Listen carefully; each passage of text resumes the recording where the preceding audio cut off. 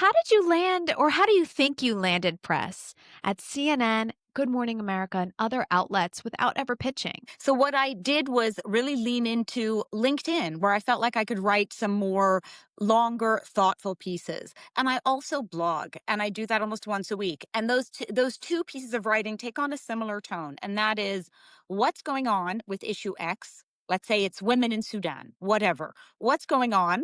Why should we care? What does it have to do with us?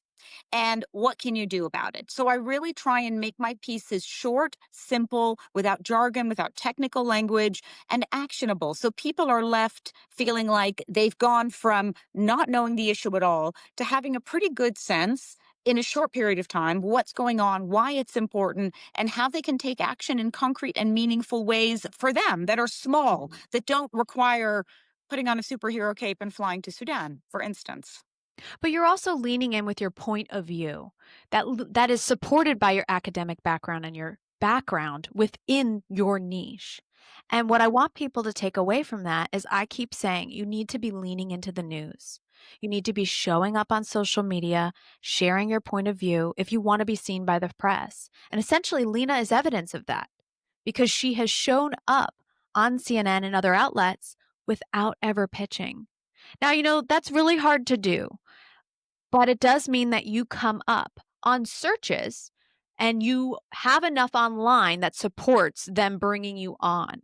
So, if you can reflect back to one of your first TV interviews for us, what was it like? Do you remember how you prepared? It's funny. I wasn't sure how to prepare actually because I wasn't given any questions.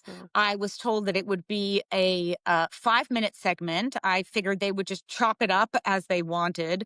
I was given very little advance notice. I mean, it was from one day to the next. I got an email the day before and they said tomorrow. And that's how the news cycle works, also. I mean, if you've written something that somebody found interesting or useful or different from other people, if you've distinguished yourself through your voice, well, they want you right away because we'll lose interest otherwise if we don't capture that information. And so they kind of threw me on camera, and I thought to myself, the way that I prepared was if I don't know this, I wouldn't have been asked to speak. If this wasn't the field that I care about deeply and passionately, I wouldn't be here. And so I just have to trust my instinct. And the less you prepare in those situations, at least for me, the better I do because it comes from the heart. And that's where this work comes from for me as well.